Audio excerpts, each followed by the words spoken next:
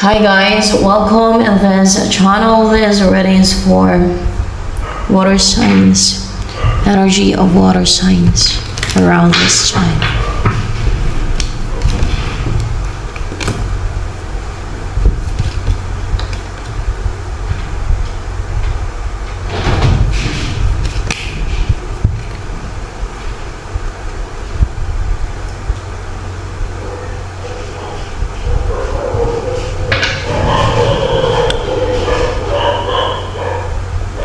Ayaw mo nang makipag-compete or makipag-talo, ayaw mo nang makipag-away, gusto mo nang makipagbati, possible to your person sa person mo. Meron kang kahilingan na hindi na-grant or hindi ka fulfilled right now, you're not happy kasi meron kang gusto na hindi nangyari. Yan. And na-attract mo yung money, opportunities, or offer na huge offer, or you're ready for a relationship na may commitment. Kung alin man doon sa mga nabanggit ko. Meron kang pinaghinayangan eh. Kaya siguro gusto mo nakapagbati. Kasi meron, nakaramdam ka na ng panghinayang siguro sa may person kang pinahinayangan or kung ano man nawala sa'yo. Ganun. Kasi merong mga na-release kang baggage, mga karga, mga kinarga sa'yo, pwedeng resentment lang, no? Or pwedeng mga karga ng black magic, ng mga witches, wizards, warlocks, o pwedeng karga ng mga elementals na na-release mo. Yan. Kasi yung mga elementals ang kakarga yan. So, maaring pati din natural, fallen angels, ganun din, makakarga rin sila. So, maaring yun ang mga natanggal sa'yo, kung sino man nagkarga sa'yo, o kung sino-sino man nagkarga sa'yo.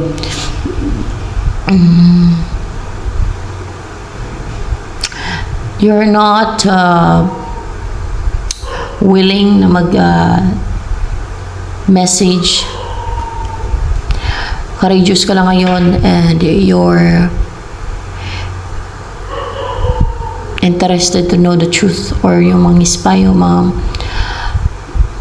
manman o mga monitor, or you're curious right now na may mga gusto kang malaman kaya curious kang nagmumonitor o nang-spy, nang-stalk ganyan. At habang nang-spy ka o nang-stalk ka, nasasaktan ka, na-hurt ka, yan, Eight of Pentacles and reverse. You're not willing na mag-effort naman eh. Or mag-put ng hard work yun. Pero hindi mo kapigilan yung damdamin mo. Saan yan? Person. Let's see ah. If that is your person. No. It's not your person. Type mo na person. Type mo na person yan. Ibig sabihin, hindi mo nakarelasyon, kaya hindi mo person, no? Or hindi mo siya kahit ex, maring hindi naging kayo, ganun, kaya hindi mo matawag na person mo.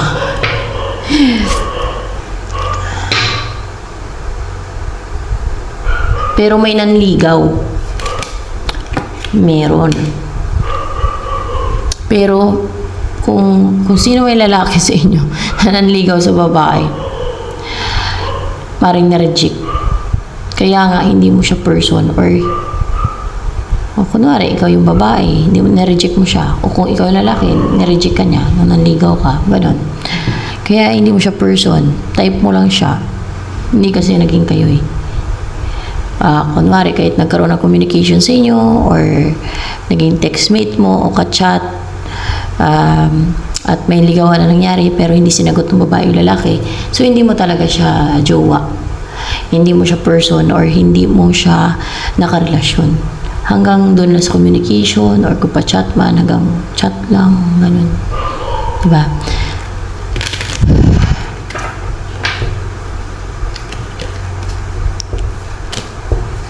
Ano ang message ng person na yan sa'yo na type mo?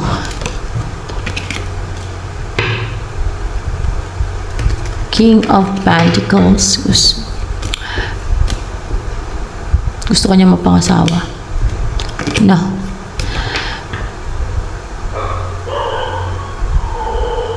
You're hardworking. Hardworking ka daw. Hardworking ka daw. Masipag ba? Reliable. A good provider. Siguro yun ang nakikita niya sa'yo. And then, hardworking. Yan. Baka nung nagkaroon ng communication sa inyo, ay may nakakwento ka sa kanya o nakita niya yung kung gaano ka hardworking, o baka nakwento mo sa kanya, no? May busy ka sa work mo. And then, ano yung message sa'yo ng person mo? Ano person mo? Person mo. Hindi pala person mo. Kung may person ka, gusto niya ng new beginning. And gusto ko niya mag-keep. O magsama na kayo sa isang bahay. Magkaroon ng stability sa inyo. Number 4. Gusto niya mag-keep ka. Mga ganyan. Kung may person ka. Hindi mo kasi ito person na itong type mo na to na nang-spy ka dyan eh. So, ano lang yan. Parang type mo siya. Pero may ligawan na nangyari daw sa inyo. May lalaki na ligaw sa babae pero na-reject yung babae. Kaya hindi naging kayo. Ganon. Ganon nangyari sa inyong connection. So, ano yung mensahe mo kay person mo? Ay, kay person. Ano yung mensahe mo sa person na yan na type mo? Ni-spyan mo. Na-heartbroken ka, nasaktan ka, nabigo ka. Nabigo ka sa kanya. Tapos,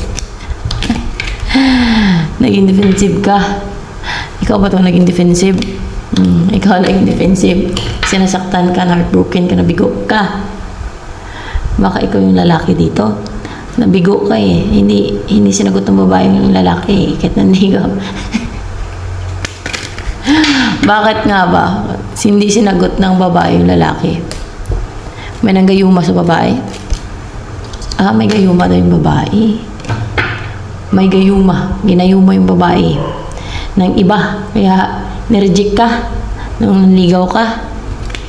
Kung ikaw yung kung ikaw yung lalaki Pero kung babae ka, nireject mo yung yung type mo na yan. Pwedeng ganon. Pero ikaw nasaktan dito na ikaw nabigo eh. So, it depends sa yung situation. No? So, yan.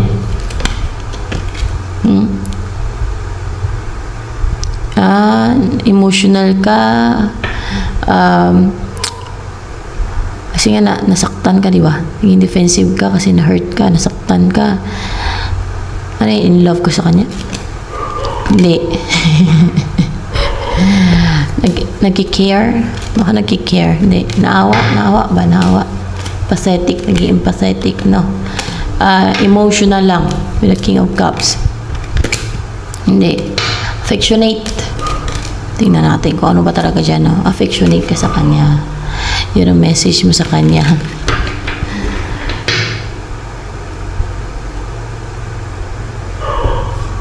Ano yung mangyari kaya sa inyong dalawa niyan? Hindi magkaroon ng sa inyo? Pag-uusap?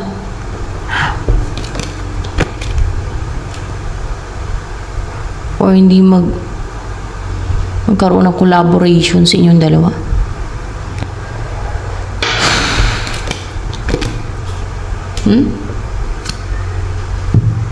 Pero still, maging goal-driven pa rin yung isa sa inyo na makipag-reunite eh.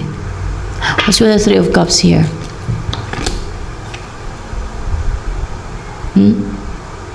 Willing pa rin yung isa sa inyo na mag-invest. Pero walang yun na mangyayari. Pero goal-driven pa rin. Malay mo. Isa sa inyo.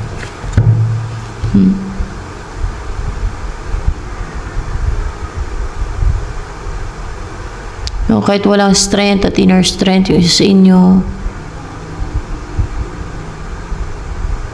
or kahit hindi strong yung banyo, pwede din ganun, I still brave and driven and determined. Sino ito determined? Ikaw? Determined ka pa rin mapangasawa siya kasi lumabas yung ilong, please. So, yan hanggang dito na lang for what we're saying.